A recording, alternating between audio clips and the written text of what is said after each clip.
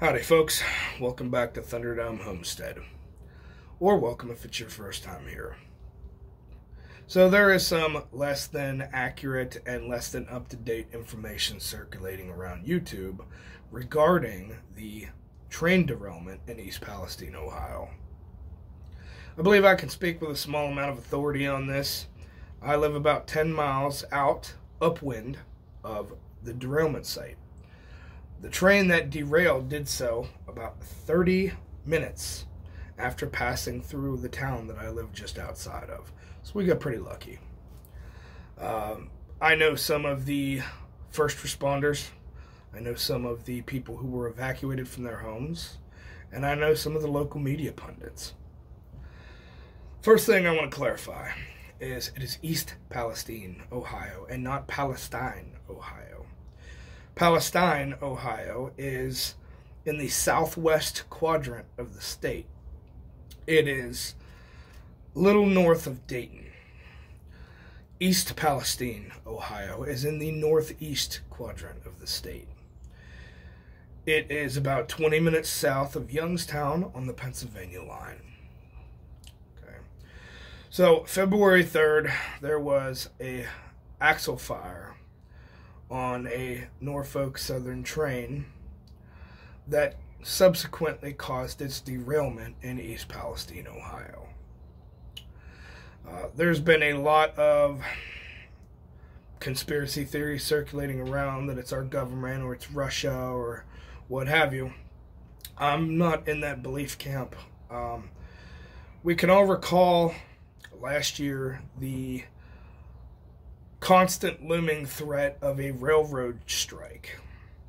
These guys are understaffed, overworked, and those things cause accidents. Couple that with the fact of the safety checks on these rail cars used to be 3 minutes per car. Recently, that has been brought down to 90 seconds per car. They halved it. And I believe we're starting to see the repercussions of this policy change reflected in a lot of the train accidents and derailments that are starting to occur with increasing frequency. The cars that caused the most problem were carrying vinyl chloride. It is a known carcinogen, which means it causes cancer. And when it is ignited, it creates phosgene gas, which is a nerve agent used in chemical warfare in World War I in the trenches. Basically, what this does is if it is inhaled, it fills your lungs with fluid and you basically drown. Bleep, bleep, bleep, that's all, folks. Excuse me. One of the misconceptions that I saw quite frequently was the fact that we didn't know what chemicals were on the train for almost a week. That is incorrect. Us locally here, at least, knew what chemicals were on that train, and we knew that they were on fire. It may not have been released to the general public until almost a week after, but we locally knew.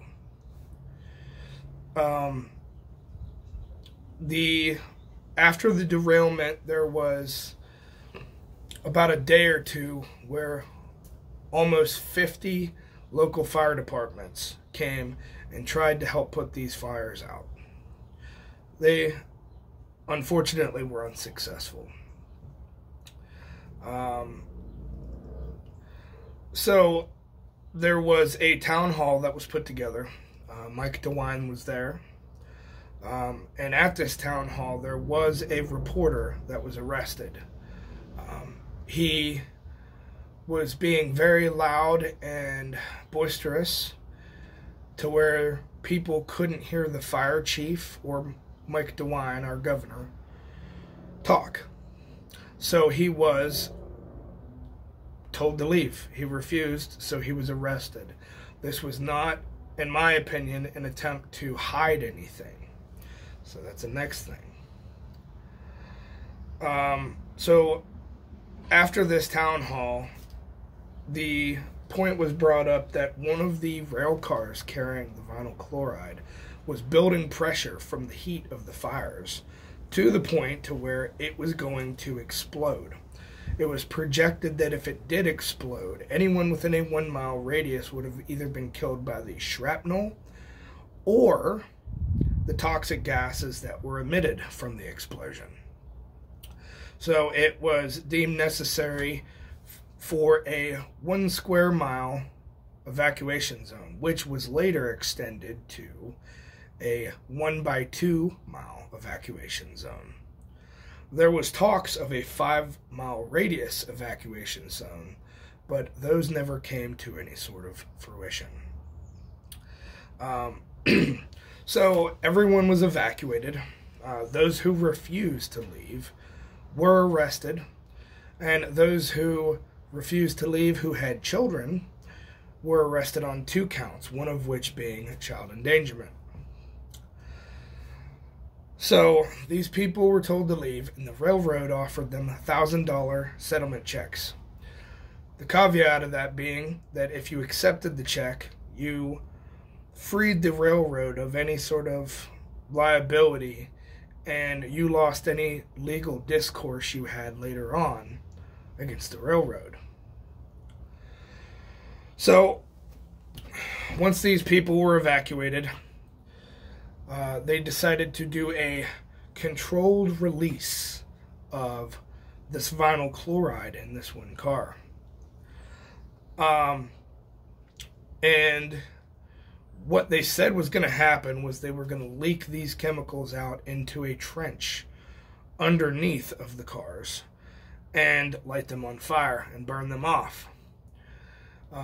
And I'm not sure if any of you have seen the video. It was not just lighting it on fire. There were charges placed, and it was blown up, and it was an explosion. The blast was heard almost it was heard in the next county. So it was an explosion. It was not a controlled release.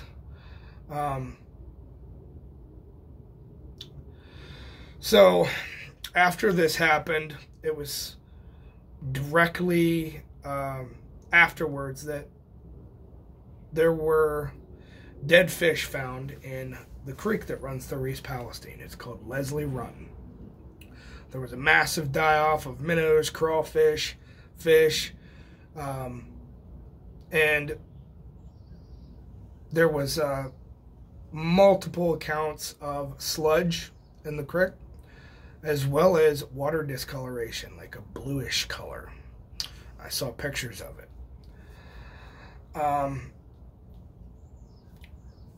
This happened directly afterwards, and a few days later, the people were told that it's safe to come home. They came home, and the evacuation order has been lifted. However, some people are choosing not to return to their homes yet.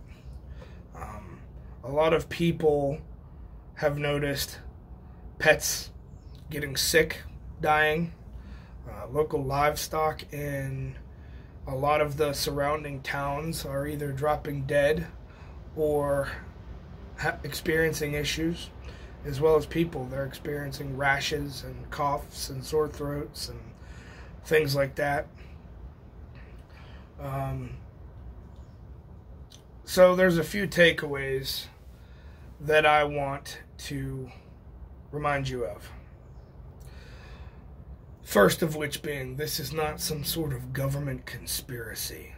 This is a greedy corporation cutting corners at our expense.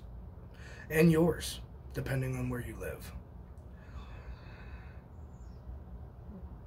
The second, you need a bug out bag. A lot of people didn't have a lot of time to gather anything. They gathered some clothes, they gathered whatever. Lots of people even left their pets behind. have a bug out bag, have some clean food and clean water set aside right there by your bug out bag. So if you need to get out, you can. And bring your pets with you. Some people returned home and their pets were dead.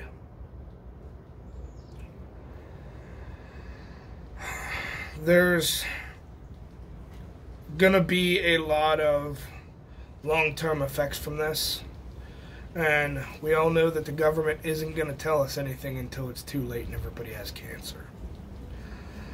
This could affect almost half the country because Leslie Run, the creek that was affected, runs directly into the North Fork of Little Beaver Creek.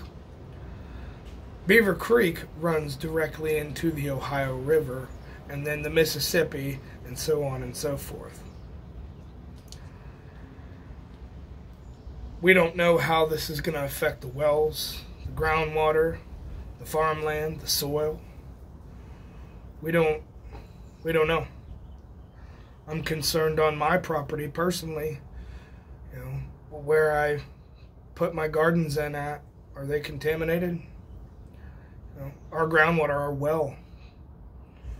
That's one of the things that was a key part of my preparedness, is the fact that I had a well with a hand pump in it. And I don't know if that's safe yet.